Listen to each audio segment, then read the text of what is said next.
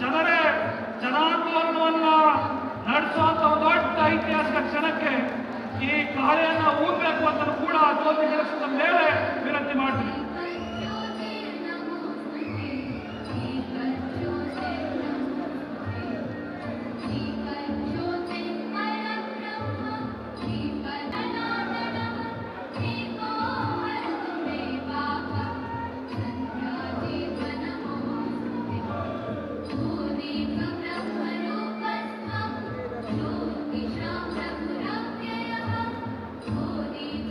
ವ್ಯವಸ್ಥೆಯನ್ನ ಸತ್ಯಾಂಕವನ್ನ ಈ ಜನತಂತ್ರ ಸರ್ಕಾರವನ್ನ ದಿಕ್ಕು ತಪ್ಪಿಸಲು ಈ ಕಾರ್ಯ ಕಾಂಗ್ರೆಸ್ ಪಕ್ಷಕ್ಕೆ ಒಳಗಿಸುವುದರ ಮೂಲಕ ಷಡ್ಯಂತ್ರ ಈ ಸರ್ಕಾರದ ವಿರುದ್ಧ ಷಡ್ಯಂತ್ರ ಮಾಡುತ್ತಿರುವ ಜನರ ವಿರುದ್ಧ ಜನಾಂದೋಲನಕ್ಕೆ ಈ ಕಾರ್ಯನ ಊದುವುದರ ಮೂಲಕ ಜನಾಂದೋಲನ ಅಧಿಕೃತಗೊಳಿಸಬೇಕು ಅಂತ ವಿನಂತಿ ಮಾಡ್ತೀನಿ. ಈಗ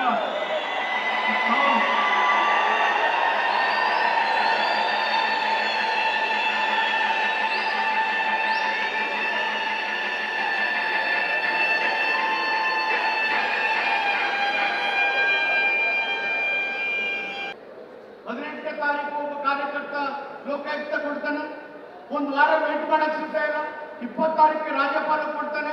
ಮುಂಬಯಿಯ ಗೋವಾಳಿಯ ಮೈದಾನದಲ್ಲಿ ಗಾಂಧೀಜಿಯವರು ಮಾಡು ಇಲ್ಲವೇ ಮಡಿ ಎಂಬ ಘೋಷಣೆಯೊಂದಿಗೆ ಈ ಚಳುವಳಿ ನಡೆಸುವುದಾಗಿ ಕರೆ ನೀಡಿದರು. ಮುಂದೆ ಆ ಮೈದಾನ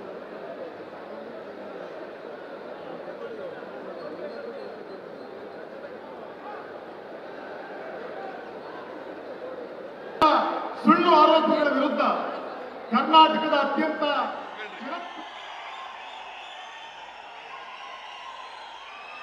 ಈಗ ನಿಮ್ ಗಲಾಟೆ ಕೇಳಬೇಕು, ನನ್ನ ಭಾಷಣ ಕೇಳ್ತೀರಾ? ದಯಮಾಡಿ ಕೂತ್ಕೊಳ್ಳಿ ಪ್ಲೀಸ್. ನಿಮ್ಮ ಅಭಿಮಾನಕ್ಕೆ, ನಿಮ್ಮ ಪ್ರೀತಿಗೆ ಸಹಸ್ರ ಸಹಸ್ರ ಧನ್ಯವಾದಗಳು. ಕೂತ್ಕೊಳ್ಳಿ ಪ್ಲೀಸ್. ಏಯ್ ಕೂಡ್ರಿ.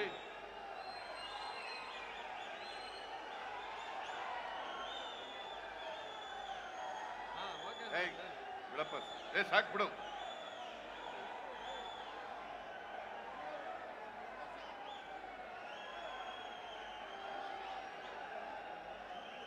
ಅಖಿಲ ಭಾರತ ಕಾಂಗ್ರೆಸ್ ಪಕ್ಷದ ಪ್ರಧಾನ ಕಾರ್ಯದರ್ಶಿಗಳು, ಕರ್ನಾಟಕ ರಾಜ್ಯದ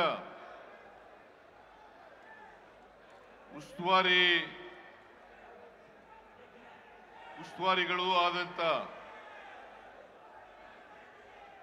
ಮಾನ್ಯ ಸುರ್ಜೇವಾಲಾ ಅವರೇ,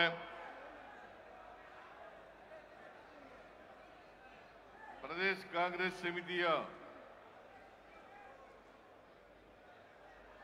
ಅಧ್ಯಕ್ಷರು, ರಾಜ್ಯದ ಉಪಮುಖ್ಯಮಂತ್ರಿಗಳು ಆದಂತ ಶ್ರೀ ಡಿ.ಕೆ. ಶಿವಕುಮಾರ್ ಅವರೇ,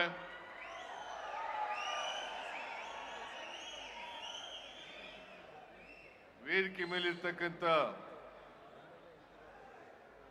ಎಲ್ಲ ಸಚಿವ ಸಹೋದ್ಯೋಗಿಗಳೇ,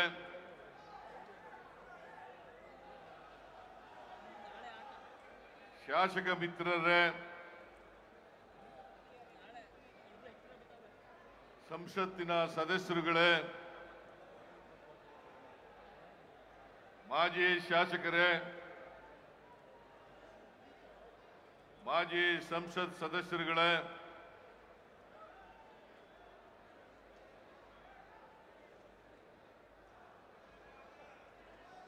ಪ್ರದೇಶ ಕಾಂಗ್ರೆಸ್ ಸಮಿತಿಯ ಎಲ್ಲ ಪದಾಧಿಕಾರಿಗಳೇ,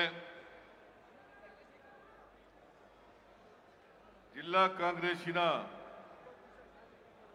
ಅಧ್ಯಕ್ಷರುಗಳೇ, ಮುಂಚೂಣಿ ಘಟಕಗಳ ಎಲ್ಲ ಪದಾಧಿಕಾರಿಗಳೇ,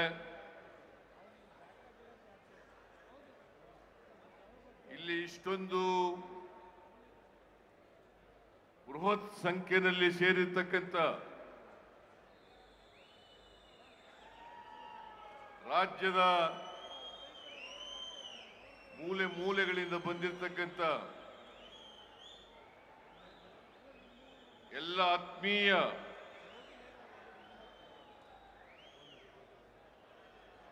ಕಾರ್ಯಕರ್ತ ಬಂಧುಗಳೇ, ತಾಯಂದಿರೇ, ಎಲ್ಲ ಯುವಕ ಮಿತ್ರರೇ,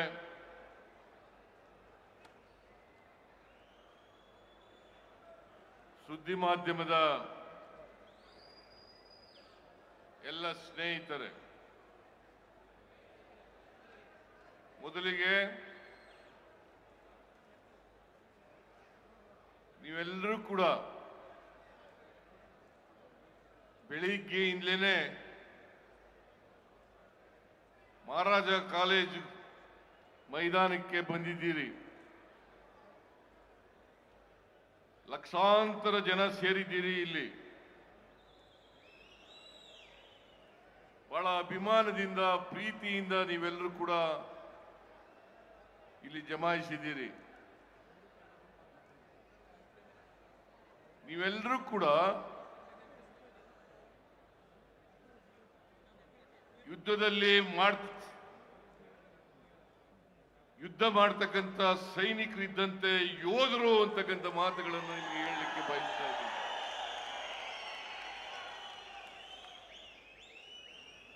ಪ್ರಜಾಪ್ರಭುತ್ವಕ್ಕೆ ಅಪಾಯ ಬಂದಾಗ, ಸಂವಿಧಾನಕ್ಕೆ ಅಪಾಯ ಬಂದಾಗ ಈ ದೇಶದಲ್ಲಿ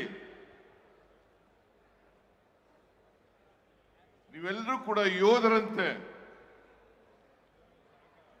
ಹೋರಾಟ ಮಾಡ್ತಿ, ಪ್ರಜಾಪ್ರಭುತ್ವವನ್ನ, ಸಂವಿಧಾನವನ್ನ ರಕ್ಷಣೆ ಮಾಡ್ತಕ್ಕಂಥ ಕೆಲಸವನ್ನ ನೀವು ಮಾಡ್ತೀರಿ. ಇದನ್ನ ಸ್ವಾತಂತ್ರ್ಯ ಬಂದರಿಂದಲೂ ಕೂಡ ಇಲ್ಲಿವರೆಗೆ ನೀವೆಲ್ಲರೂ ಕೂಡ ಮಾಡ್ತಾ ಇದ್ದೀರಿ. ಅದಕ್ಕೋಸ್ಕರ ನಿಮ್ಮೆಲ್ಲರಿಗೂ, ಕರ್ನಾಟಕದ 7 ಕೋಟಿ ಕನ್ನಡಿಗರಿಗೆ ನನ್ನ ಹೃತ್ಪೂರ್ವಕವಾದಂತಹ ಧನ್ಯವಾದಗಳನ್ನ ಈ ಸಂದರ್ಭದಲ್ಲಿ ಹೇಳಲಿಕ್ಕೆ ಬಯಸ್ತಾ ಇದ್ದೇನೆ. ಇವತ್ತು ಕ್ವಿಟ್ ಇಂಡಿಯಾ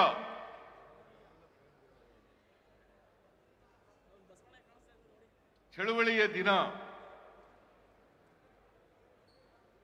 ಮಹಾತ್ಮ ಗಾಂಧೀಜಿಯವರು 1942 ಆಗಸ್ಟ್ 9ನೇ ತಾರೀಕು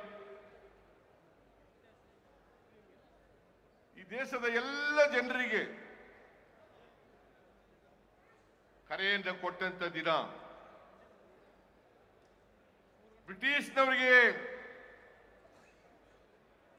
ಎಚ್ಚರಿಕೆಯನ್ನು ಕೊಟ್ಟು, ಬ್ರಿಟಿಷರೇ ದೇಶವನ್ನು ಬಿಟ್ಟು ತೊಲಗಿ ಅಂತಕ್ಕಂಥ ಕಹಳೆಯನ್ನ ಊದಂತ ದಿನ ಅಂತಕ್ಕಂಥದನ್ನ ಇವತ್ತು ನಾವು ಮರೀಲಿಕ್ಕೆ ಸಾಧ್ಯ ಇಲ್ಲ. ಮಹಾತ್ಮ ಗಾಂಧೀಜಿಯವರ ನೇತೃತ್ವದಲ್ಲಿ ಈ ದೇಶದಲ್ಲಿ ಸ್ವಾತಂತ್ರ್ಯ ಹೋರಾಟ ಮಾಡಿ ಎಲ್ಲ ಸ್ವಾತಂತ್ರ್ಯ ಯೋಧರು ಕೂಡ ತ್ಯಾಗ ಬಲಿದಾನಗಳನ್ನು ಮಾಡಿ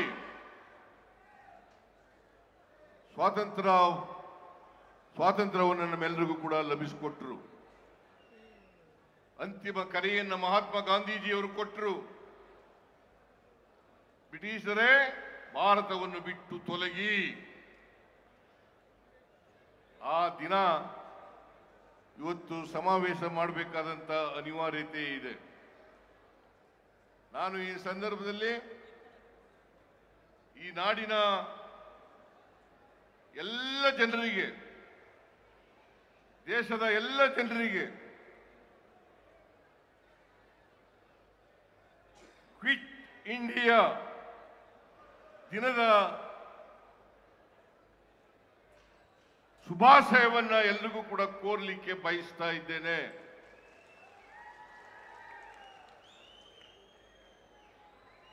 ಇವತ್ತು ನಮ್ಮ ನಾಡಿನಲ್ಲಿ ಮತ್ತು ದೇಶದಲ್ಲಿ ಕೋಮುವಾದಿಗಳನ್ನ, ಜಾತಿವಾದಿಗಳನ್ನ,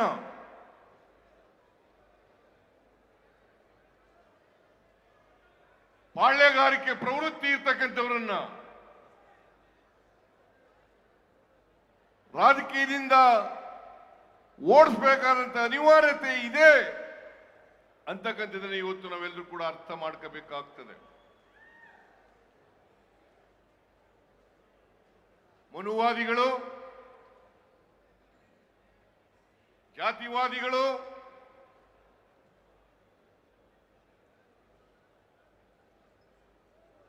ಹಾಗೂ ಪಾಳ್ಯಗಾರಿಕೆ ಪ್ರವೃತ್ತಿ ಇರ್ತಕ್ಕಂಥವ್ರು ಯಾರು ಕೂಡ ಶೋಷಿತರು ಅಧಿಕಾರ ಮಾಡತಕ್ಕಂಥದನ್ನ ಸಹಿಸಲ್ಲ. ಇದನ್ನ ನಾವೆಲ್ಲರೂ ಕೂಡ ಒಕ್ಕೊಲಿನಿಂದ ಖಂಡಿಸಬೇಕಾಗ್ತದೆ, ವಿರೋಧ ಮಾಡಬೇಕಾಗ್ತದೆ. ಅದಕ್ಕೋಸ್ಕರವಾಗಿ ಈ ಸಮಾವೇಶವನ್ನ ಏರ್ಪಾಡು ಮಾಡಿರ್ತಕ್ಕಂಥದ್ದು.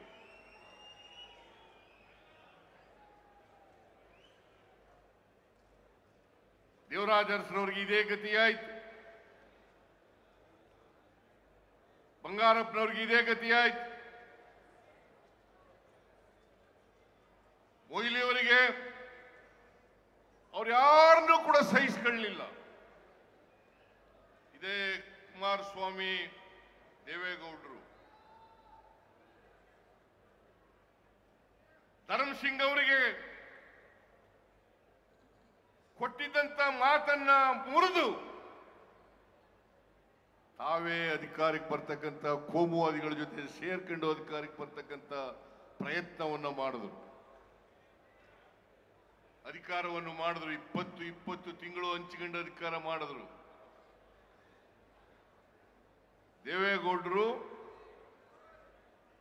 ಮತ್ತು ಕುಮಾರಸ್ವಾಮಿ ಅವರು ಯಾವತ್ತೂ ಕೂಡ ಕೊಟ್ಟ ಮಾತಿನಂತೆ ನಡ್ಕೊಳ್ತಕ್ಕಂಥ ವ್ಯಕ್ತಿಗಳಲ್ಲ. ಸೇಡಿನ ರಾಜಕೀಯವನ್ನು ಮಾಡೋದರಲ್ಲಿ, ದ್ವೇಷದ ರಾಜಕಾರಣವನ್ನು ಮಾಡೋದರಲ್ಲಿ, ಬೇರೆಯವರು ಅಧಿಕಾರದಲ್ಲಿ ಇರ್ತಕ್ಕಂಥದನ್ನ ಸಹಿಸಲಿಕ್ಕೆ ಸಾಧ್ಯ ಆಗದೆ ಇರ್ತಕ್ಕಂಥ ಮನಸ್ಥಿತಿ ಇರ್ತಕ್ಕಂಥವರು ದೇವೇಗೌಡರು ಮತ್ತು ಅವರ ಕುಟುಂಬ ಅಂತಕ್ಕಂಥದನ್ನ ಇವತ್ತು ಅನಿವಾರ್ಯವಾಗಿ ಹೇಳಲೇಬೇಕು ಅಂತಕ್ಕಂಥ ಮಾತುಗಳನ್ನ ತಮಗೆ ತಿಳಿಸಲಿಕ್ಕೆ ಬಯಸ್ತಾ ಇದ್ದೇನೆ. ನೀವೆಲ್ಲ ನೋಡಿದ್ರಿ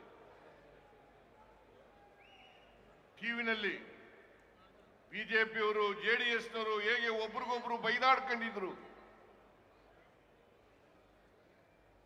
ದೇವೇಗೌಡರು ಹೇಳ್ತಾ ಇದ್ರು ಅಧಿಕಾರದಲ್ಲಿದ್ದ ಅವರು ಬಿಜೆಪಿಯವರ ಜೊತೆ ಸೇರ್ಕೊಳ್ಳೋದಕ್ಕಿಂತ ಮುಂಚಿತವಾಗಿ ನರೇಂದ್ರ ಮೋದಿ ಅವರು ಪ್ರಧಾನಮಂತ್ರಿ ಆದರೆ ನಾನು ಈ ದೇಶದಲ್ಲಿ ಇರೋದಿಲ್ಲ ಅಂತ ಹೇಳಿದ್ರು.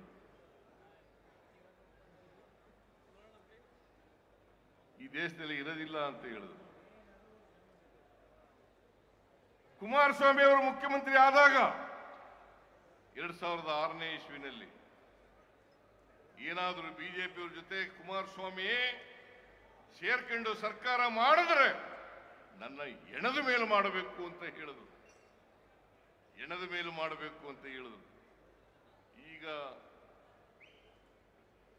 ಕೋಮುವಾದಿಗಳ ಜೊತೆ ಸೇರ್ಕೊಂಡು ಷಡ್ಯಂತ್ರವನ್ನು ಮಾಡಿ ಕೇಂದ್ರ ಸರ್ಕಾರ ಜೊತೆ ಶಾಮೀಲಾಗಿ ಕರ್ನಾಟಕದ ಬಿಜೆಪಿ ಜೊತೆ ಸೇರ್ಕೊಂಡು ನಮ್ಮ ಸರ್ಕಾರವನ್ನು ದುರ್ಬಲಗೊಳಿಸತಕ್ಕಂಥ ದುಷ್ಟ ಪ್ರಯತ್ನವನ್ನ ಮಾಡ್ತಾ ಇದ್ದಾರೆ. ದುಷ್ಟ ಪ್ರಯತ್ನವನ್ನು ಮಾಡ್ತಾ ಇದ್ದಾರೆ. ನಾನು ನಿಮಗೆ ತಿಳಿಸಲಿಕ್ಕೆ ಬಯಸ್ತಾ ಇದ್ದೇನೆ, ಗೊತ್ತಿದೆ ನಿಮ್ಗೆಲ್ಲರಿಗೂ ಕೂಡ. ನಾನು 4 ದಶಕಗಳಿಂದ ರಾಜಕೀಯದಲ್ಲಿ ಇದ್ದೇನೆ. 4 ದಶಕಗಳಿಂದ. ನಾನು 1984 ಆಗಸ್ಟ್ 17ರಂದು ಮಂತ್ರಿಯಾದೆ. ಅಂದಿನಿಂದ ಇವತ್ತಿನವರೆಗೆ ಅನೇಕ ಖಾತೆಗಳನ್ನು ನಿಭಾಯಿಸತಕ್ಕಂಥ ಅವಕಾಶ ಸಿಕ್ಕಿತ್ತು. ನಿಮ್ಮೆಲ್ಲರ ಆಶೀರ್ವಾದ, ನಿಮ್ಮ ಆಶೀರ್ವಾದದ ಫಲದಿಂದ 4 ದಶಕಗಳ ಕಾಲ ಈ ರಾಜ್ಯದ ರಾಜಕೀಯದ ಮುಂಚೂಣಿನಲ್ಲಿರ್ತಕ್ಕಂಥ ಅವಕಾಶವನ್ನ ಒದಗಿಸಿಕೊಟ್ಟಿದ್ರಿ. ಈ 4 ದಶಕಗಳ ಕಾಲ ನಾನು ಮಂತ್ರಿಯಾಗಿದ್ದೆ, 2 ಸಾರಿ ಉಪಮುಖ್ಯಮಂತ್ರಿಯಾಗಿದ್ದೆ, 2 ಸಾರಿ ಡೆಪ್ಟಿ ಚೀಫ್ ಮಿನಿಸ್ಟರ್ ಆಗಿದ್ದೆ, 2 ಸಾರಿ ಮುಖ್ಯಮಂತ್ರಿ ಆಗಿದ್ದೇನೆ. 2013ರಿಂದ 2018ರವರೆಗೆ ಈ ರಾಜ್ಯದ ಜನರ ಆಶೀರ್ವಾದದಿಂದ, ಶಾಸಕರ ಬೆಂಬಲದಿಂದ ನಾನು ಮುಖ್ಯಮಂತ್ರಿ ಆಗ್ತಕ್ಕಂಥ ಅವಕಾಶ ಸಿಕ್ಕಿತ್ತು. ಮತ್ತೆ 2023 ಮೇ 20ರಿಂದ ಕರ್ನಾಟಕದಲ್ಲಿ 2ನೇ ಬಾರಿ ಮುಖ್ಯಮಂತ್ರಿ ಆಗ್ತಕ್ಕಂಥ ಅವಕಾಶ ಸಿಕ್ಕಿದೆ. ಈ 40 ವರ್ಷಗಳ ಸುದೀರ್ಘ ರಾಜಕಾರಣದಲ್ಲಿ ನನ್ನ ಮೇಲೆ ಯಾವುದೇ ಕಪ್ಪು ಚುಕ್ಕಿ ಇಲ್ಲ.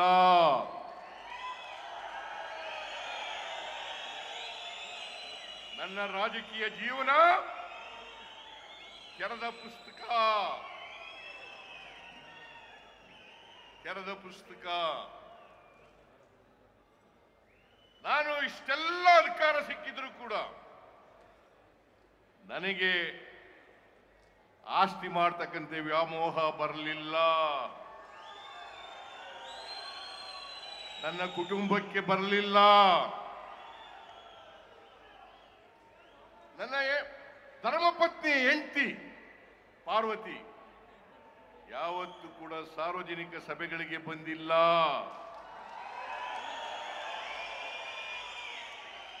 ನಾನು ಮಂತ್ರಿ ಆಗಲಿ ಮುಖ್ಯಮಂತ್ರಿ ಆಗಲಿ ಪ್ರಮಾಣ ವಚನ ಸ್ವೀಕಾರ ಮಾಡತಕ್ಕಂಥ ಸಮಾರಂಭಕ್ಕೂ ಬಂದಿಲ್ಲ. ಬಹುಶಃ ಇಲ್ಲಿ ಕೂತಿರ್ತಕ್ಕಂಥ ಅನೇಕ ಜನರು ನನ್ನ ಹೆಂಡತಿ ಮುಖನೂ ಕೂಡ ನೋಡಿಲ್ಲ.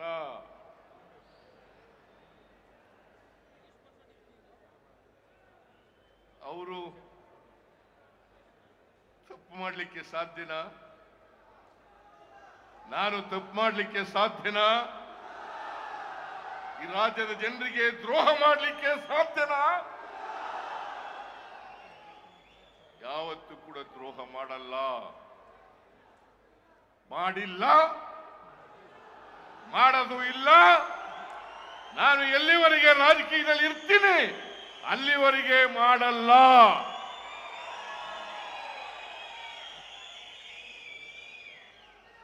ಈ ಸಮಾಜದ ಶೋಷಿತರ ಪರವಾಗಿ,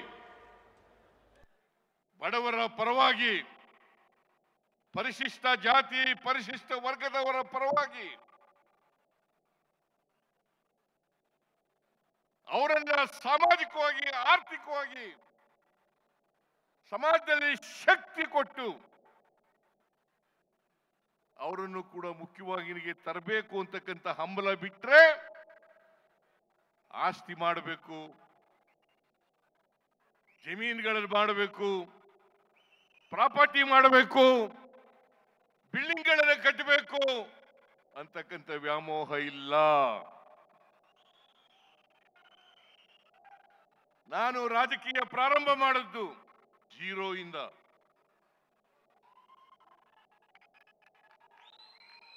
ನಿಮಗೆ ನಿಜ ಹೇಳಬೇಕು ಅಂದ್ರೆ 1983ನೇ ಇಸ್ವಿನಲ್ಲಿ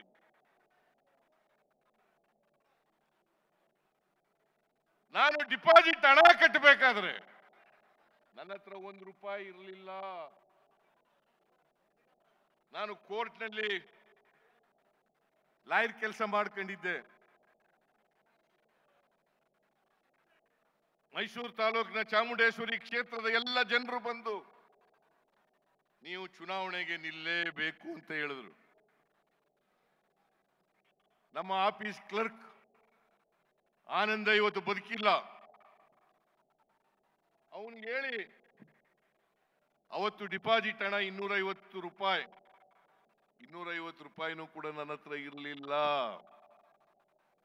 ಆ ₹250 ಆನಂದ ಕಟ್ಟದ. ಜನರೇ ದುಡ್ಡು ಕೊಟ್ಟು ಎಲೆಕ್ಷನ್ ಅನ್ನ ಗೆಲ್ಲಿಸಿದ್ರು. ಇಡೀ ಚುನಾವಣೆಗೆ ನಾನು ಸ್ವತಂತ್ರ ಅಭ್ಯರ್ಥಿಯಾಗಿದ್ದೆ. ಚುನಾವಣೆಗೆ ಜನರೇ ದುಡ್ಡು ಕೊಟ್ಟು ಒಟ್ಟು ಖರ್ಚಾದಂತ ಹಣ ₹63,000. ನಾನು ಇವತ್ತಿಗೂ ಕೂಡ ನಮ್ಮ ಅಪ್ಪ ಶ್ರೀಮಂತ ಅಲ್ಲ, ನಮ್ಮ ಕುಟುಂಬ ಶ್ರೀಮಂತ ಕುಟುಂಬ ಅಲ್ಲ, ಆದ್ರೆ ಹೊಟ್ಟೆ ಬಟ್ಟೆಗೆ ನೇರವಾಗಿದ್ದಂತ ಕುಟುಂಬ. ಹಾಗಾಗಿ ನಮ್ಮಪ್ಪ ರಾಜಕೀಯಕ್ಕೆ ಬರಬೇಡ ಅಂತ ಹೇಳ್ತಿದ್ದ. ನೀನು ರಾಜಕೀಯಕ್ಕೆ, ನಾನು ತಾಲೂಕು ಬೋರ್ಡ್ ಎಲೆಕ್ಷನ್ ನಿಂತ 1978ನೇ ಇಸ್ವಿನಲ್ಲಿ ನಮ್ಮಪ್ಪನ ಕೇಳದೆ ಹೋಗಿ ತಾಲೂಕು ಅಭಿವೃದ್ಧಿ ಮಂಡಳಿಗೆ ನಿಲ್ಬೇಕು ಅಂತ ಇದ್ದೀನಿ, ನನಗೆ ಒಪ್ಪಿಗೆ ಕೊಡು ಅಂತ ಕೇಳಿದೆ ನಮ್ಮ ಅಪ್ಪನಿಗೆ. ನೀನು ಚುನಾವಣೆಗೆ ನಿಲ್ಕೂಡುದು ಅಂತ ನಮ್ಮ ಅಪ್ಪ ಹಠ ಮಾಡಿದ್ರು. ನಾನು ಊರಿನವರೆಲ್ಲ ಪಂಚಾಯಿತಿ ಸೇರಿಸಿದೆ. ನೀವು ದುಡ್ಡು ಕೊಡಬೇಡಪ್ಪ, ₹1 ಕೊಡಬೇಡ, ನಾನು ಚುನಾವಣೆ ನಿಂತ್ಕೊತೀನಿ, ಗೆದ್ದು ಬರ್ತೀನಿ ಅಂತ ಹೇಳಿ ಪಂಚಾಯತಿನಲ್ಲಿ ತೀರ್ಮಾನ ಮಾಡಿ ಪಂಚಾಯತಿಯವರೆಲ್ಲ ಹೇಳಿದ ಮೇಲೆ ನಮ್ಮ ಅಪ್ಪ ಒಪ್ಕೊಂಡ. ಹಾಗಾಗಿ ಇಡೀ ತಾಲೂಕು ಬೋರ್ಡ್ ಎಲೆಕ್ಷನ್ಗೆ ನಾನು ಮತ್ತು ಮಹೇಶ MLC ಆಗಿದ್ರು. ಅವನು ಸ್ಕೂಟ್ರು, ಆ ಸ್ಕೂಟ್ರಲ್ಲಿ ಆಂಬ್ಯುಲೆನ್ಸ್ ಹಂಚಿಗೆ ಬಂದು ಚುನಾವಣೆಯಲ್ಲಿ ಗೆದ್ದೆ ನಾನು. 83ರಲ್ಲಿ ನಿಮ್ಗೆಲ್ಲ ಗೊತ್ತಿದೆ, ನೀವೇ ಗೆಲ್ಲಿಸಿದವರು ಅನೇಕ ಜನ ಚಾಮುಂಡೇಶ್ವರಿ ಕ್ಷೇತ್ರದ ಜನ ಇಲ್ಲಿದ್ದೀರಿ. ನೀವೇ ಗೆಲ್ಲಿಸಿದ್ರಿ. ₹63,000 ಚುನಾವಣೆ ಖರ್ಚಾಯ್ತು. 2 ವರ್ಷ ಶಾಸಕನಾಗಿದ್ದೆ. ಮತ್ತೆ ಚುನಾವಣೆ ಬಂತು, ಮತ್ತೆ ಜನರೇ ಗೆಲ್ಲಿಸಿದ್ರು. ನನ್ನ 9 ಚುನಾವಣೆಗಳನ್ನು ಕೂಡ ಜನರೇ ಗೆಲ್ಲಿಸಿದ್ದಾರೆ ಹೊರತು ನಾನು ಮನೆಯಿಂದ ₹1 ಖರ್ಚು ಮಾಡಿಲ್ಲ.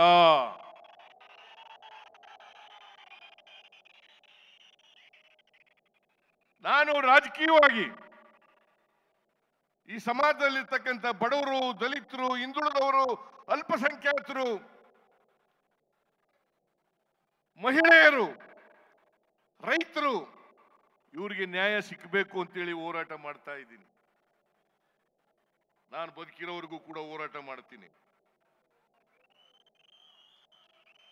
ಈ ಬಿಜೆಪಿಯವರು, JDSನವರು ಸೇರ್ಕೊಂಡು ದುರುದ್ದೇಶದಿಂದ ಎಷ್ಟೇ ಪಾದಯಾತ್ರೆ ಮಾಡಿದ್ರು ಕೂಡ ನಾನು ಜಗ್ಗವನಲ್ಲ, ನಾನು ಬಗ್ಗವನು ಅಲ್ಲ.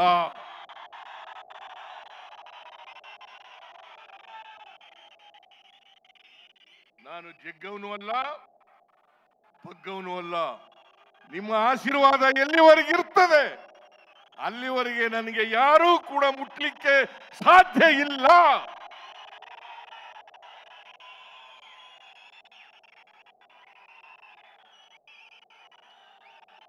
ನಿಮ್ಮ ಆಶೀರ್ವಾದ ಇರೋವರೆಗೆ ನಾನು ಮುಟ್ಟಕ್ಕಾಗುತ್ತಾ? ಈ ಬಿಜೆಪಿಯವರು, JDSನವರು ನನ್ನನ್ನು ಅಲುಗಾಡಿಸ್ಲಿಕ್ಕಾಗುತ್ತಾ? ನಮ್ಮ ಸರ್ಕಾರ ತೆಗೆದಾಕಕ್ಕಾಗುತ್ತಾ? ಯಾಕಂತಂದ್ರೆ ನಾನು 2ನೇ ಸಾರಿ ಮುಖ್ಯಮಂತ್ರಿ ಆಗ್ಬಿಟ್ಟಿದ್ದೀನಿ. ದೇವರಾಜ ಅರಸರವರ ನಂತರ ಸಂಪೂರ್ಣ 5 ವರ್ಷಗಳನ್ನ ಪೂರೈಸಿರ್ತಕ್ಕಂಥ ಯಾರಾದರೂ ಮುಖ್ಯಮಂತ್ರಿ ಇದ್ರೆ ಅದು ಸಿದ್ದರಾಮಯ್ಯ ಅಂತಕ್ಕಂಥದ್ದನ್ನ ಕರ್ನಾಟಕದಲ್ಲಿ ತಿಳ್ಕೋಬೇಕಾಗ್ತದೆ.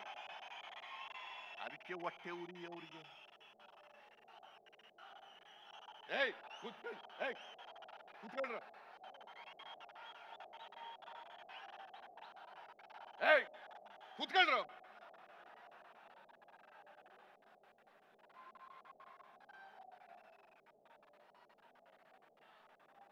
ಎಲ್ಲಿವರೆಗೆ ನಿಮ್ಮ ಆಶೀರ್ವಾದ ಇರ್ತದೆ, ನಿಮ್ಮ ಪ್ರೀತಿ ಅಭಿಮಾನ ಇರ್ತದೆ, ಅಲ್ಲಿವರೆಗೆ ಬಿಜೆಪಿಯವರಿಂದಾಗಲಿ ಜೆಡಿಎಸ್ನವರಿಂದಾಗಲಿ ನನ್ನನ್ನ ಅಲುಗಾಡಿಸ್ಲಿಕ್ಕೆ ಸಾಧ್ಯ ಇಲ್ಲ, ನಮ್ಮ ಸರ್ಕಾರವನ್ನ ಅಲುಗಾಡಿಸ್ಲಿಕ್ಕೆ ಸಾಧ್ಯ ಇಲ್ಲ. ನನಗೆ ಗೊತ್ತಿದೆ, ನೀವೆಲ್ಲರೂ ಕೂಡ ಯೋಧರಂತೆ ಹೋರಾಟ ಮಾಡೇ ಮಾಡ್ತೀರಿ ನನ್ನ ಪರವಾಗಿ ಅಂತಕ್ಕಂಥ ಸಂಪೂರ್ಣ ವಿಶ್ವಾಸ ನನ್ನಲ್ಲಿದೆ. ಮಹಾತ್ಮ ಗಾಂಧೀಜಿಯವರು, ಅಂಬೇಡ್ಕರ್ ಅವರು ಹೇಳ್ತಾ ಇದ್ರು, ನಮ್ಮ ಸಂವಿಧಾನಕ್ಕೆ ಕಿಂಚಿತ್ತು ಆಪತ್ತು ಬಂದಾಗ ನೀವೆಲ್ಲ ಹೋರಾಟವನ್ನು ಮಾಡಿ ಪ್ರಜಾಪ್ರಭುತ್ವವನ್ನು ಉಳಿಸಬೇಕು, ಸಂವಿಧಾನವನ್ನು ಉಳಿಸಬೇಕು ಅಂತಕ್ಕಂಥ ಮಾತುಗಳನ್ನು ಹೇಳ್ತಾ ಇದ್ರು. ಇವತ್ತು ನಾವು ಪ್ರಜಾಪ್ರಭುತ್ವಕ್ಕಾಗಿ, ಸಂವಿಧಾನಕ್ಕಾಗಿ ನಿಮ್ಮ ಆಶೀರ್ವಾದ ಬಲದಿಂದ ಹೋರಾಟವನ್ನು ಮಾಡ್ತಾ ಇದ್ದೇವೆ.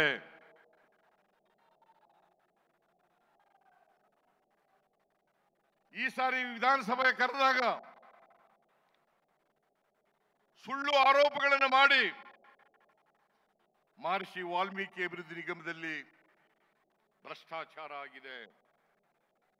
ನಾನು ಭ್ರಷ್ಟಾಚಾರ ಆಗಿಲ್ಲ ಅಂತ ಹೇಳಲೇ ಇಲ್ಲ, ಭ್ರಷ್ಟಾಚಾರ ಆಗಿದೆ. ಆದರೆ ವಾಲ್ಮೀಕಿ ಅಭಿವೃದ್ಧಿ ನಿಗಮದಲ್ಲಿ ನಡೆದಿರ್ತಕ್ಕಂಥ ಭ್ರಷ್ಟಾಚಾರಕ್ಕೂ ನಮಗೂ ಸಂಬಂಧ ಇಲ್ಲ, ಫೈನಾನ್ಸ್ ಮಿನಿಸ್ಟರ್ಗೂ ಅದಕ್ಕೂ ಸಂಬಂಧ ಇಲ್ಲ. ನನ್ನನ್ನ ರಾಜಕೀಯವಾಗಿ ತುಳಿಬೇಕು, ಸಿಕ್ಕಿಸ್ಬೇಕು ಅಂತ ಹೇಳಿ ಕುಟಿಲ ಪ್ರಯತ್ನವನ್ನ ಮಾಡಿದ್ರು. ಇಡೀ ಸದನ 10 ದಿನಗಳ ಕಾಲ ಕರೆದಿದ್ದು ನಾವು, 2 ವಾರ ಬರೀ ಇದೊಂದೇ ಇಶ್ಯೂ ಮೇಲೆ ಚರ್ಚೆ ಆಯ್ತು, ಏನು ಸಿಗ್ಲಿಲ್ಲ. ಎಲ್ಲ ಜೆಡಿಎಸ್ನವರು ಮತ್ತು ಬಿಜೆಪಿಯವರು, ನಾವು ಅವ್ರಿಗೆಲ್ಲ ಚರ್ಚೆ ಮಾಡಲಿಕ್ಕೆ ಅವಕಾಶವನ್ನು ಕಲ್ಪಿಸಿಕೊಟ್ಟು ಬಹಳ ದೀರ್ಘಕಾಲ R Ashoka leader of the opposition 2 ದಿನ ಮಾತಾಡಿದ್ರು.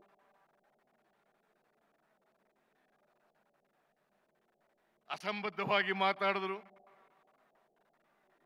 ಯಾವುದೇ ದಾಖಲಾತಿಗಳನ್ನ ಇಟ್ಟುಕೊಂಡು ಚರ್ಚೆ ಮಾಡಲಿಲ್ಲ.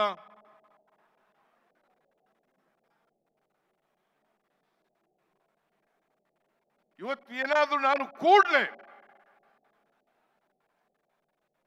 ಈ ವಿಚಾರ ಪ್ರಸ್ತಾಪ ಆದ ತಕ್ಷಣ, ಪತ್ರಿಕೆಯಲ್ಲಿ ಬಂದ ತಕ್ಷಣ SIT ರಚನೆ ಮಾಡಿ ತನಿಖೆ ಮಾಡಲಿಕ್ಕೆ ಪ್ರಾರಂಭ ಮಾಡಿ, ಯಾರು ವಾಲ್ಮೀಕಿ ಅಭಿವೃದ್ಧಿ ನಿಗಮ ಮಂಡಲದಲ್ಲಿ ಆರೋಪಿಗಳಿದ್ದಾರೆ ಅವರೆಲ್ಲರನ್ನು ಕೂಡ ಅರೆಸ್ಟ್ ಮಾಡಿದ್ರು. 12 ಜನರನ್ನು ಅರೆಸ್ಟ್ ಮಾಡ್ತೀವಿ, 12 ಜನರನ್ನು ಅರೆಸ್ಟ್ ಮಾಡಿದ್ದೀವಿ. ಸ್ಪೆಷಲ್ ಇನ್ವೆಸ್ಟಿಗೇಷನ್ ಟೀಮ್ ಒಟ್ಟು ವಾಲ್ಮೀಕಿ ಅಭಿವೃದ್ಧಿ ಮಂಡಳಿನಲ್ಲಿ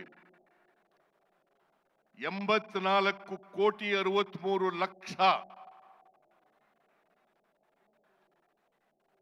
ಭ್ರಷ್ಟಾಚಾರ ಆಗಿರ್ತಕ್ಕಂಥದ್ದು. 84,63,00,000 ಅದು ಅಲ್ಲಿರ್ತಕ್ಕಂಥ ಅಧಿಕಾರಿಗಳು ಮತ್ತೆ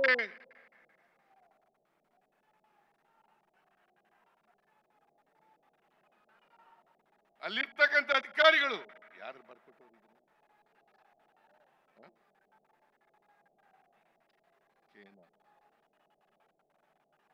ಅಲ್ಲಿರ್ತಕ್ಕಂಥ ಅಧಿಕಾರಿಗಳು ಭ್ರಷ್ಟಾಚಾರದಲ್ಲಿ ಶಾಮೀಲಾಗಿದ್ದಾರೆ ಅಂತೇಳಿ ಚಾರ್ಜ್ ಶೀಟ್ ಆಗಿದೆ. ಬಹುಶಃ ಇಂಥ ಹಗರಣದಲ್ಲಿ SIT ಪೊಲೀಸ್ನವರು 50 ಕೋಟಿ ರೂಪಾಯಿಗಳನ್ನ ರಿಕವರ್ ಮಾಡಿದ್ದಾರೆ. 50 ಕೋಟಿ ರೂಪಾಯಿಗಳನ್ನ ರಿಕವರ್ ಮಾಡಿದ್ದಾರೆ. 46 ಕೋಟಿ ರೂಪಾಯಿಗಳನ್ನ ಹೈದರಾಬಾದ್ನಲ್ಲಿರ್ತಕ್ಕಂಥ ಸೊಸೈಟಿ, ಆ ಸೊಸೈಟಿಗೆ 46 ಕೋಟಿಗಳನ್ನ ಸೀಜ್ ಮಾಡಿದ್ದಾರೆ. ಈಗ ಚಾರ್ಜ್ ಶೀಟ್ ಕೂಡ ಸಲ್ಲಿಸಿದ್ದಾರೆ. ಈ ಇಡಿಯವರು ಸುವೋಮೋಟೋ ಎಂಟರ್ ಆಗ್ಬಿಟ್ಟಿದ್ದಾರೆ. ಯಾವುದೇ ಎವಿಡೆನ್ಸ್ ಇಲ್ಲ, ಯಾವುದೇ ಸಾಕ್ಷ್ಯ ಇಲ್ಲ. ಆದರೂ ಕೂಡ ನನ್ನನ್ನ ಹೇಗಾದ್ರೂ ಮಾಡಿ ಸಿಕ್ಕಿಸ್ಬೇಕು ಅಂತೇಳಿ ಪ್ರಯತ್ನವನ್ನು ಮಾಡಿದ್ರು. ಅಲ್ಲಿ ಫೈನಾನ್ಸ್ ಡಿಪಾರ್ಟ್ಮೆಂಟ್ನವರು ರೋಲ್ನಲ್ಲಿ ಇಲ್ಲ ಅಂತ ಗೊತ್ತಾದ ಮೇಲೆ ಈಗ ಸುಮ್ಮನಾಗಿದ್ದಾರೆ. ನಾವು ಕೂಡಲೇ ತನಿಖೆ ಮಾಡಿಸಿ ಚಾರ್ಜ್ ಶೀಟ್ ಕೂಡ ಹಾಕಿದ್ದೀವಿ. ಅದು ವಿಫಲ ಆದಮೇಲೆ ಈಗ ಮೂಢ ಹಗರಣ ಅಂತ ಹೇಳಕ್ ಶುರು ಮಾಡಿದ್ದಾರೆ. ಅದು ಹಗರಣನೇ ಅಲ್ಲ, ಹಗರಣನೇ ಅಲ್ಲ. ಏಯ್ ಕೂತ್ಕೊಳ್ರಿ, ಏಯ್ ಕೂತ್ಕೊಳ್ರಿ. ಹಗರಣನೇ ಅಲ್ಲ. ಹಗರಣ ಹಗರಣ ಹಗರಣ ಹಗರಣ ಅಂತೇಳಿ ಬೊಬ್ಬೆ ಇಡ್ಲಿಕ್ಕೆ ಶುರು ಮಾಡಿದ್ದಾರೆ. ಬೊಬ್ಬೆ ಇಡ್ಲಿಕ್ಕೆ ಶುರು ಮಾಡಿದ್ದಾರೆ. ಅಲ್ಲಿ ಯಾವುದೇ ತಪ್ಪು ಮಾಡಿಲ್ಲ, ನನ್ನ ಆದೇಶ ಇಲ್ಲ, ನನ್ನ ಪತ್ರ ಇಲ್ಲ, ನನ್ನ ಸ್ಟೇಟ್ಮೆಂಟ್ ಇಲ್ಲ. ಆದರೂ ಕೂಡ ಸಿದ್ದರಾಮಯ್ಯ ರಾಜೀನಾಮೆ ಕೊಡಬೇಕು, ಸಿದ್ದರಾಮಯ್ಯ ರಾಜೀನಾಮೆ ಕೊಡಬೇಕು. ಯಾರು ಅಶೋಕ, ಯಡಿಯೂರಪ್ಪ, ವಿಜಯೇಂದ್ರ, ಕುಮಾರಸ್ವಾಮಿ, ಇವ್ರಿಗೆ ಯಾವ ನೈತಿಕತೆ ಇದೆ? ಇವರಿಗೆ ನನ್ನ ರಾಜೀನಾಮೆ ಕೇಳ್ತಕ್ಕಂಥ ಯಾವ ನೈತಿಕತೆ ಇದೆ? ಯಡಿಯೂರಪ್ಪನವರು ಅವ್ರಿಗೇನಾದ್ರು ಮಾನ ಮರ್ಯಾದೆ ಇದ್ದಿದ್ರೆ ರಾಜಕೀಯದಿಂದ ನಿವೃತ್ತಿ ಆಗಬೇಕಾಗಿತ್ತು. 82 ವರ್ಷ ಅವರಿಗೆ, 82 ವರ್ಷ ಸೆಕ್ಷುವಲ್ ಹರಾಸ್ಮೆಂಟ್ ಮಾಡಿ ಪೋಕ್ಸೋ ಕೇಸ್ನಲ್ಲಿ ಸಿಕ್ಕಾಕೊಂಡು ಚಾರ್ಜ್ ಶೀಟ್ ಹಾಕಿದ್ದಾರೆ ಅವ್ರ ಮೇಲೆ. ಪೋಕ್ಸೋ ಕೇಸ್ನಲ್ಲಿ ಸಿಕ್ಕಾಕೊಂಡು ಚಾರ್ಜ್ ಶೀಟ್ ಹಾಕಿದ್ದಾರೆ. ಅವರು ನಮಗೆ ಬುದ್ಧಿವಾದ ಹೇಳೋದು, ರಾಜೀನಾಮೆ ಕೊಡಿ, ರಾಜೀನಾಮೆ ಕೊಡಿ, ರಾಜೀನಾಮೆ ಕೊಡಿ. 10ನೇ ತಾರೀಕಿನೊಳಗಡೆ ರಾಜೀನಾಮೆ ಕೊಟ್ಬಿಡಬೇಕು. What moral right he has? Mister ಯಡಿಯೂರಪ್ಪನವರೇ, ನೀವು 1-2 ಹಗರಣಗಳನ್ನು ಮಾಡಿರೋದು ನೀವು ಅಧಿಕಾರದಲ್ಲಿದ್ದಾಗ. ಸುಮಾರು 18-20 ಹಗರಣಗಳಲ್ಲಿ ಸ್ವತಃ ಯಡಿಯೂರಪ್ಪನವರೇ ಪಾಲ್ದಾರರಲ್ಲಿ ಸಿಕ್ಕಾಕೊಂಡಿದ್ದಾರೆ. 18-20 ಹಗರಣಗಳಲ್ಲಿ ಸಿಕ್ಕಾಕೊಂಡಿದ್ದಾರೆ. ವಿಜಯೇಂದ್ರ ಅನೇಕ ಹಗರಣಗಳಲ್ಲಿ ಸಿಕ್ಕಾಕೊಂಡಿದ್ದಾರೆ. ಈಗೆಲ್ಲ ನೀವು ನೋಡಿದ್ರಿ ಯತ್ನಾಳ್ ಅವರ ಸ್ಟೇಟ್ಮೆಂಟ್ ಅನ್ನು. ಯಾರು ಹೇಳಿರೋದು? ಯಾರು ಹೇಳಿರೋದು? ಯಾವ ಪಾರ್ಟಿಯವರು ಅವರು? ಬಿಜೆಪಿ ಪಾರ್ಟಿಯವರು. Yatnal senior leader of the BJP party, ಅವರು ಹೇಳ್ತಾರೆ ಯಡಿಯೂರಪ್ಪ ಸಾವಿರಾರು ಕೋಟಿ ರೂಪಾಯಿಗಳನ್ನ, ವಿಜಯೇಂದ್ರ ಸಾವಿರಾರು ಕೋಟಿ ರೂಪಾಯಿಗಳನ್ನ ಒಡೆದಿದ್ದಾರೆ ಅಂತೇಳಿ. ವಿಶ್ವನಾಥ್, ಏಯ್ ಮೇಲ್ಮನೆಯ ಸದಸ್ಯ, ಅಪ್ಪರ್ ಭದ್ರಾ ಯೋಜನೆಯಲ್ಲಿ 20,000 ಕೋಟಿ ರೂಪಾಯಿಗಳನ್ನ ಲೂಟಿ ಹೊಡೆದಿದ್ದಾರೆ.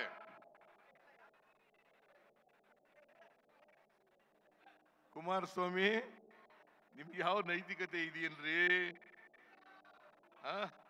ಜಂತ್ಕಲ್ ಪ್ರಕರಣ ಮರ್ತು ಬಿಟ್ಟಿದ್ರ? ಮೈನಿಂಗ್ ಪ್ರಕರಣ ಮರ್ತು ಬಿಟ್ಟಿದ್ದೀರಾ? ಈ ರಾಜ್ಯದ ಜನ ಮರೀಲಿಕ್ಕೆ ಸಾಧ್ಯ ಇಲ್ಲ.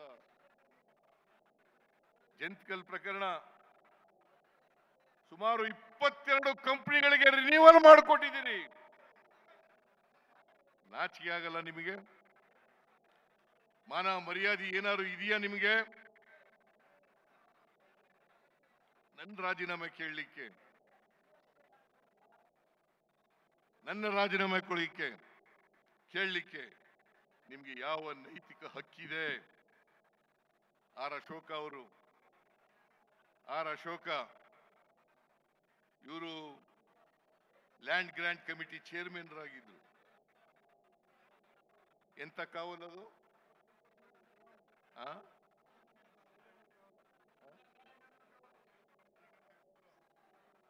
2,500 ಎಕರೆ ಜಮೀನನ್ನ ಹಂಚಿದ್ದಾರೆ.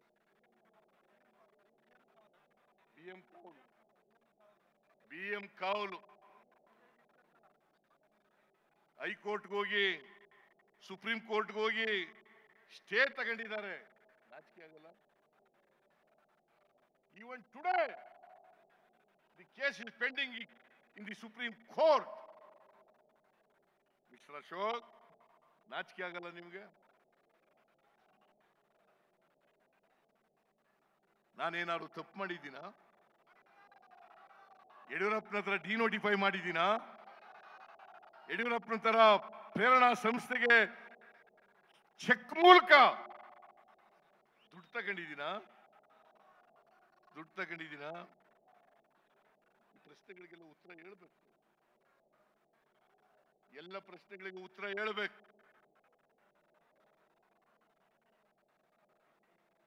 ನಾನು ಯಾವತ್ತೂ ಕೂಡ ದ್ವೇಷದ ಸೇಡಿನ ರಾಜಕಾರಣವನ್ನು ಮಾಡಲಿಲ್ಲ. ಬಹುಶಃ ನಾನು ಮಾಡಿದ್ರೆ ಇವತ್ತಿನ ಪರಿಸ್ಥಿತಿ ಉದ್ಭವ ಆಗ್ತಾ ಇರಲಿಲ್ಲ.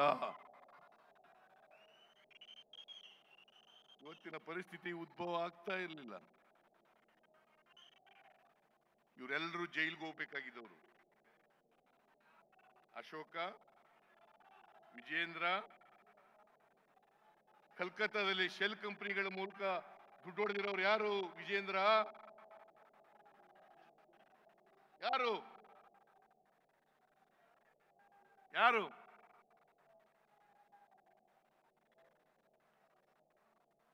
ಇವರು ನನ್ನ ಬಗ್ಗೆ ಮಾತಾಡ್ಲಿಕ್ಕೆ what moral right they have? 40 ವರ್ಷಗಳ ರಾಜಕಾರಣದಲ್ಲಿ ಅನೇಕ ವರ್ಷಗಳ ಕಾಲ ಅಧಿಕಾರದಲ್ಲಿದ್ರು ಕೂಡ ನಾನು 15 ಬಜೆಟ್ಗಳನ್ನು ಮಂಡಿಸಿದ್ದೀನಿ.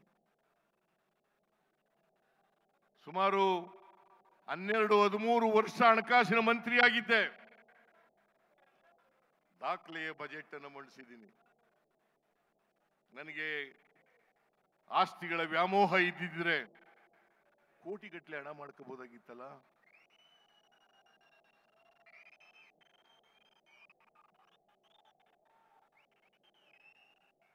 ನಿಜ ಹೇಳಬೇಕು ಅಂದ್ರೆ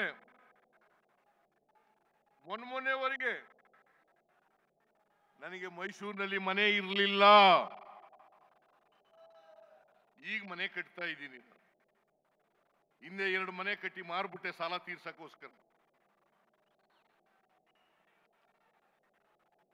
2 ಮನೆ ಕಟ್ಟಿ ಮಾರ್ಬಿಟ್ಟೆ. ಮರ್ಚೆಂಟ್ ಕೋಆಪರೇಟಿವ್ ಸಾಲ ಮಾಡ್ಕೊಂಡು ಮನೆ ಕಟ್ಟಿದ್ದೆ. ಮರ್ಚೆಂಟ್ ಕೋಆಪರೇಟಿವ್ ಬ್ಯಾಂಕ್ನವರು ನೋಟಿಸ್ ಕೊಟ್ಬಿಟ್ರು ನನಗೆ. ಅದಕ್ಕೋಸ್ಕರ ವಿಜಯನಗರ ಮನೆ ಮಾರ್ಬಿಟ್ಟೆ. ಈ ಮನೆ ಮಾರಿ 30 ಲಕ್ಷ ಸಾಲ ತಗೊಂಡಿದ್ದೆ.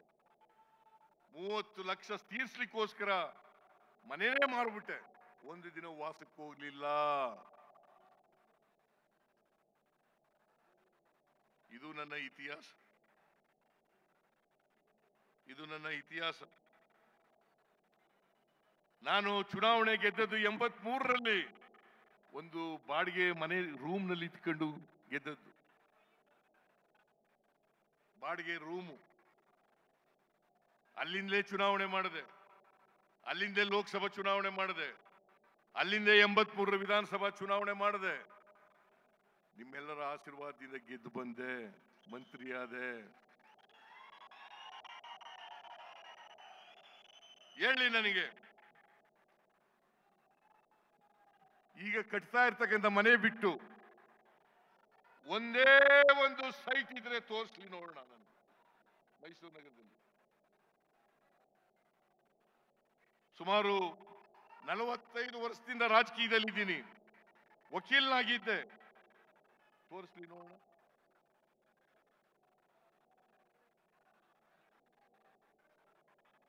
ಅದರಿಂದ ಇವತ್ತು ಏನು ಮೂಡಾದಲ್ಲಿ ಆಗಿದೆ ಅಂತ ಒಬ್ಬೆ ಹೊಡಿತಾ ಇದ್ದಾರೆ. ನನ್ನನ್ನ ಸಿಕ್ಕಿಸ್ಬೇಕು ಅಂತ ಪ್ರಯತ್ನವನ್ನು ಮಾಡ್ತಾ ಇದ್ದಾರೆ. ರಾಜಭವನವನ್ನ ದುರುಪಯೋಗ ಮಾಡ್ಕೊಳ್ಳಿಕ್ಕೆ ಪ್ರಯತ್ನವನ್ನು ಮಾಡ್ತಾ ಇದ್ದಾರೆ. ಈ ಷಡ್ಯಂತ್ರದಲ್ಲಿ ಕೇಂದ್ರ ಸರ್ಕಾರ, ಕುಮಾರಸ್ವಾಮಿ, ಯಡಿಯೂರಪ್ಪ, ವಿಜಯೇಂದ್ರ, ಅಶೋಕ ಇವರೆಲ್ಲರೂ ಕೂಡ ಸೇರ್ಕೊಂಡಿದ್ದಾರೆ. ಈ ಷಡ್ಯಂತ್ರದಲ್ಲಿ ಇವರೆಲ್ಲರೂ ಕೂಡ ಸೇರ್ಕೊಂಡಿದ್ದಾರೆ. ನಿಮ್ಗೆ ಸುಮ್ಮನೆ ಒಂದು ಉದಾಹರಣೆ ಹೇಳಬೇಕು ಅಂತಂದ್ರೆ, ಇವತ್ತು ಕ್ರೆಡಿಬಿಲಿಟಿ ಇಲ್ಲದೆ ಇರ್ತಕ್ಕಂಥ ಅಬ್ರಾಮ್ ನನ್ ಕಂಪ್ಲೇಂಟ್ ಕೊಡ್ತಾರೆ ಗವರ್ನರ್ಗೆ. 26/7/2024 11:15 ಗಂಟೆಗೆ ಅವರು ರಾತ್ರಿ 10 ಗಂಟೆಗೆ ಶೋಕಾಸ್ ನೋಟಿಸ್ ತಯಾರು ಮಾಡಿಬಿಡ್ತಾರೆ. ನಾನು ಘನತೆವೆತ್ತ ರಾಜ್ಯಪಾಲರು, ಸಂವಿಧಾನದ ಹೆಡ್ಡು, ಕಾನೂನನ್ನು ಎತ್ತಿಡಿಬೇಕಾದವರು, ಅವರು ಇದೇ ಕುಮಾರಸ್ವಾಮಿದು ಅಪ್ಲಿಕೇಶನ್ ಇರ್ತದೆ. ನವೆಂಬರ್ 2023 ಮೊನ್ನೆ ಕೊಟ್ಟಿದ್ದಾರೆ ಕ್ಲಾರಿಫಿಕೇಶನ್. ಮೊನ್ನೆ ಕ್ಲಾರಿಫಿಕೇಶನ್ ಕೇಳಿದ್ದಾರೆ 29ನೇ ತಾರೀಕು.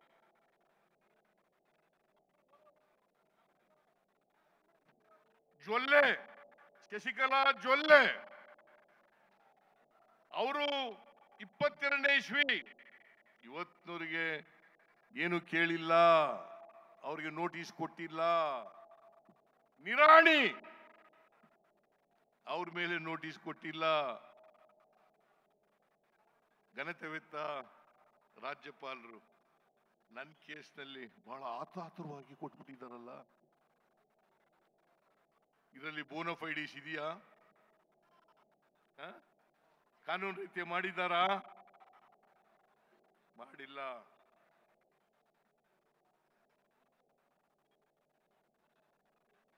ಯಾರು ಇವರು? ಒಬ್ರ 25 ಲಕ್ಷ ಸುಪ್ರೀಂ ಕೋರ್ಟ್ನವರು ದಂಡ ವಿಧಿಸಿದ್ದಾರೆ ಇವರಿಗೆ. ಸುಪ್ರೀಂ ಕೋರ್ಟ್ನವರು 25 ಲಕ್ಷ ದಂಡ ವಿಧಿಸಿದ್ದಾರೆ. ರಾಧಾ ಅಂತಕ್ಕಂಥ ಒಬ್ಬ ಹೆಣ್ಮಗಳು ಅವ್ರು ಕಂಪ್ಲೇಂಟ್ ಕೊಟ್ಟಿದ್ದಾರೆ. ನನಗೆ ಬ್ಲ್ಯಾಕ್ ಮೇಲ್ ಮಾಡಿ ದುಡ್ಡು ಕೇಳಿದ್ರು, ಎಕ್ಸ್ಟಾರ್ಷನ್ ಮಾಡ್ಲಿಕ್ಕೆ ಕೇಳಿದ್ರು ಅಂತೇಳಿ. ಅದು ಚಾರ್ಜ್ ಶೀಟ್, ಚಾರ್ಜ್ ಶೀಟ್ ಆಗಿದೆ. ಅದು Sudha, doctor Sudha charge sheet ಆಗಿದೆ. ಇದು ಇವನ ಕ್ರೆಡಿಬಿಲಿಟಿ, ಇವ್ರ ಕ್ರೆಡಿಬಿಲಿಟಿ ಇದು. ಇವರು ಏನ್ ಬಿಜೆಪಿಯವರು, JDSನವರು, ದೆವ್ವ ಬಂದವ್ರ ರೀತಿ ಏನ್ ಪಾದಯಾತ್ರೆ ಮಾಡ್ತೀವಿ. ಎಲ್ಲಿದೆ ನನ್ನ ತಪ್ಪು? ಎಲ್ಲಿದೆ ನನ್ನ ತಪ್ಪು? ಇಲ್ಲಿ ತನ್ವೀರ್ ಸೇಠ್ ಕೂತಿದ್ದಾರೆ, ಇವರು ಕೂಡ ಮೂಡ ಮೆಂಬರ್. ಏನಪ್ಪ, ನಾನು ಯಾವತ್ತಾರು ನೀನು ಫೋನ್ ಮಾಡಿದ್ದೀನ?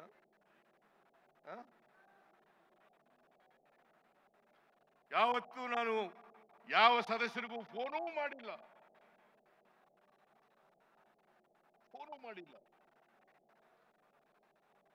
2010ರಲ್ಲಿ ದಾನ ಬರ್ಕೊಟ್ಟಾಗ ನನ್ನ ಬಾಂಬೆದ ಯಾರ ಅಧಿಕಾರದಲ್ಲಿದ್ರು?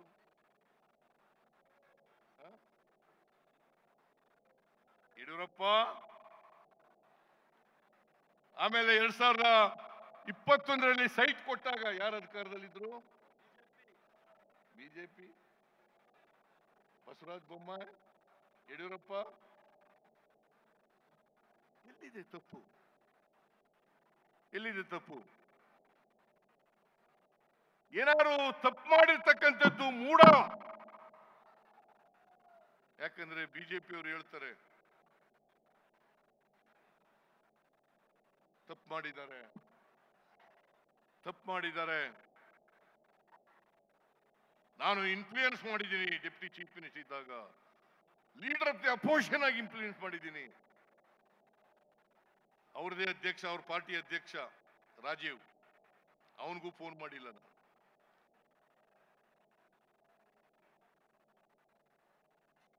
ಇವ್ರು ಯಾರಿಗೂ ಫೋನ್ ಮಾಡದೆ ನಮ್ ಜಮೀನ್ ತಕೊಂಡು ಅವರು ಸೈಟ್ ಮಾಡಿ, ಪಾರ್ಕ್ ಮಾಡಿ, ರಸ್ತೆಗಳು ಮಾಡಿ ಹಂಚ್ಬಿಟ್ಟು, ಸುಂದರಬಾನ್ ಅವರು ಒಬ್ರು ಹಿಂಗೆ ಜಮೀನ್ ಕಳ್ಕೊಂಡ್ರು. ಮೂಡಾದವರು ಸೈಟ್ ಮಾಡಿ, ರಸ್ತೆ ಮಾಡಿ ಹಂಚ್ಬಿಟ್ರು ಅವಳ ಅಯ್ಯಮ್ಮನ ಜಮೀನು. ಸುಂದರಮ್ಮ ಅವ್ರಿಗೆ 50-50 ಅನುಪಾತದಿಂದ ಸೈಟ್ ತಗೊಳ್ಳಿ ಅಂತ ಹೇಳಿದ್ರು. ಅಯ್ಯಮ್ಮ ಒಪ್ಪಲಿಲ್ಲ. ಶಿ ವೆಂಟ್ ಟು ದಿ ಹೈಕೋರ್ಟ್ನವ್ರು ಹೇಳಿದ್ರು ಚೀಮಾರಿ ಹಾಕಿ ಆ ಯಮ್ಮನಿಗೆ ಡೆವಲಪ್ಡ್ ಏರಿಯಾದಲ್ಲಿ 2 ಎಕರೆ 17 ಗುಂಟನೆ ಎಷ್ಟು ನೀವು ತಗೊಂಡಿದ್ದೀರಿ ಅಷ್ಟೇ ಕೊಡಬೇಕು ಅಂತ ಹೇಳಿದ್ದಾರೆ. Land to land. ನಾವು 3 ಎಕರೆ 16 ಗುಂಟೆ, ನನ್ನ ಹೆಂಡತಿ ಕಳ್ಕೊಂಡಿರೋದು. 2014ರಲ್ಲಿ ಹೇಳಿದ್ರು ನನಗೆ ಮೂಡಾದವರು, ನನ್ನ ಹೆಂಡತಿ ಅರ್ಜಿ ಕೊಟ್ಟಾಗ ನಾನು ಹೇಳಿದೆ, ನಾ ಚೀಫ್ ಮಿನಿಸ್ಟರ್ ಅವರಿಗೆ 1 ಗುಂಟೆನೂ ಕೊಡಕೂಡುದು ಅಂತ ಮೂಡಾದವ್ರಿಗೆ ಹೇಳಿದೆ. 2014ರಿಂದ 21ರವರೆಗೆ ಕೊಡ್ಲಿಲ್ಲ. ಮತ್ತೆ ನಾವು ಇಂಥ ಜಾಗದಲ್ಲಿ ಕೊಡಿ ಅಂತ ಕೇಳಿಲ್ಲ, ಅವರೇ ಕೊಟ್ಟಿದ್ದಾರೆ. ಅಟಾನಮಸ್ ಬಾಡಿ ಅದು. ಮೂಡಾದಲ್ಲಿ ಬೋರ್ಡ್ನಲ್ಲಿ ಬಿಜೆಪಿಯವರು ಇದ್ದಾರೆ, ಜೆಡಿಎಸ್ನವರು ಇದ್ದಾರೆ, ಕಾಂಗ್ರೆಸ್ನವರು ಇದ್ದಾರೆ, ಎಲ್ಲ ಇದ್ದಾರೆ. ಅವರು ಇಂಡಿಯನ್ ವಿಸ್ಡಮ್ ಕೊಟ್ಟಿದ್ದಾರೆ. ನಮ್ ತಪ್ಪ ಅದು. ನಮ್ಮ 1,48,000 ಚದರಡಿ ನಾವು ಕಳ್ಕೊಂಡಿರೋದು. ನಮಗ್ ಕೊಟ್ಟಿರೋದು 38,284 ಚದರಡಿ. Not even 50%. ನಾನು ಹೇಳಿದೆ ಎಷ್ಟು ಕೊಡ್ತಾರೆ ಅಷ್ಟು ತಗೊಬಿಡು ಅಂತ. ಇದು ಅವರೇ ಕೊಟ್ಟಿರೋದು, ನಾವು ಕೇಳಿದ್ದಲ್ಲ. ಇಂಥ ಕಡೆ ಕೊಡಿ ಅಂತ ಕೇಳಿಲ್ಲ. ಅಲ್ಲಿ ಸೈಟ್ ಇಲ್ಲ ಅಂತೇಳಿ ಬೇರೆ ಕಡೆ ಕೊಟ್ಟಿದ್ದಾರೆ. ಇನ್ನೊಂದು ಆಪಾದನೆ ಮಾಡಕ್ ಶುರು ಮಾಡಿದ್ರು. ಸಿದ್ದರಾಮಯ್ಯ 62 ಕೋಟಿ ಕೇಳ್ಬಿಟ್ಟ. ನಾನು ಹೇಳಿದೆ, ಲ್ಯಾಂಡ್ ಎಕ್ಸ್ಚೇಂಜ್ ಪ್ರಕಾರ 3 ಪಟ್ಟು ಕೊಡಬೇಕಾಗ್ತದಪ್ಪ, ಅಷ್ಟೊಂದು ದುಡ್ಡು ಮೂಡಾದಲ್ಲಿ ಇಲ್ಲ. ಸುಮಾರು ಅದ್ರ ಪ್ರಕಾರ 3 ಟೈಮ್ಸ್ ಕೊಡಬೇಕು ಅಂತಂದ್ರೆ ಜಾಸ್ತಿ ಆಗುತ್ತೆ ದುಡ್ಡು. ಬಡ್ಡಿ ಎಲ್ಲ ಸೇರಿ 60 ಕೋಟಿ ಮೇಲೆ ಆಗ್ಬಿಡ್ಬೋದು ಅಂತ ಹೇಳಿದೆ. ಅದನ್ನೇ ತಿರ್ಗಾ ಮುರುಗಿ ಮಾಡಿ ಸಿದ್ದರಾಮಯ್ಯನವರು 67 ಕೋಟಿ ಕೇಳ್ಬಿಟ್ರು. ಸಿದ್ದರಾಮಯ್ಯನವರು 60. ನಾನು ಹೇಳಿದೆ 62 ಕೋಟಿ ಇಲ್ಲ, ಕಾನೂನು ಪ್ರಕಾರ ಕೊಡಬೇಕಾಗ್ತದೆ ಅಂತ ಹೇಳಿದೆ. ಸೊ ಅದರಲ್ಲಿ ನಮ್ದೇನು ತಪ್ಪಿಲ್ಲ. ನಾನು ಇವ್ರು ಯಾಕೆ ಗೊತ್ತಾ ಪಾದಯಾತ್ರೆ ಮಾಡ್ತಾ ಇರೋದು? ಯಾಕೆ ಗೊತ್ತಾ ಮಾಡ್ತಾ ಇರೋದು? ನಾನು ಬಡವರ ಪರವಾಗಿದ್ದೀನಿ ಅಂತ, ಹಿಂದುಳಿದವ್ರ ಪರವಾಗಿದ್ದೀನಿ ಅಂತ, ದಲಿತರ ಪರವಾಗಿದ್ದೀನಿ ಅಂತ, ಅಲ್ಪಸಂಖ್ಯಾತರ ಪರವಾಗಿದ್ದೀನಿ ಅಂತ. ಬಡವರಿಗೆ 2013ರಿಂದ 18ರವರೆಗೆ ಅನೇಕ ಬಡವರಿಗೆ ಕಾರ್ಯಕ್ರಮಗಳನ್ನು ಮಾಡೋದು. ಅನ್ನಭಾಗ್ಯ, ಕ್ಷೀರಭಾಗ್ಯ, ಕೃಷಿ ಭಾಗ್ಯ, ಇಂದಿರಾ ಕ್ಯಾಂಟೀನ್, ಮಾತೃಪೂರ್ಣ, ಶೂ ಭಾಗ್ಯ, ಶಾದಿ ಭಾಗ್ಯ, ಪಶು ಭಾಗ್ಯ, ಹೀಗೆ ಅನೇಕ ಬಡವರಿಗೆ ಅನೇಕ ಕಾರ್ಯಕ್ರಮಗಳನ್ನ, ರೈತರಿಗೆ, ಮಹಿಳೆಯರಿಗೆ ಮಾಡೋದು. ಈಗ 5 ಗ್ಯಾರಂಟಿಗಳನ್ನ ಜಾರಿ ಕೊಟ್ಬಿಟ್ಟವಲ್ಲ, ಅದು ಬಡವರಿಗೆ ಶಕ್ತಿ ಕೊಡ್ತಕ್ಕಂಥ ಕೆಲಸವನ್ನು ಮಾಡಿದ್ವಲ್ಲ. ಬಡವರು ಎಲ್ಲ ನಮ್ಮ ಜೊತೆ ನಿಂತಿರಲ್ಲ, ಅದನ್ನು ಸಹಿಸ್ಕೊಳಕ್ಕಾಗಲ್ಲ ಇವ್ರ ಕೈನಲ್ಲಿ, ಅದನ್ನು ಸಹಿಸ್ಕೊಳಕ್ಕಾಗಲ್ಲ.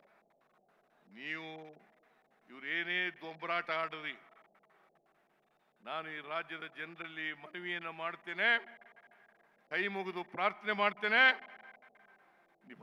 ನಿಮ್ಮ ಆಶೀರ್ವಾದ ನಿರಂತರವಾಗಿರಲಿ.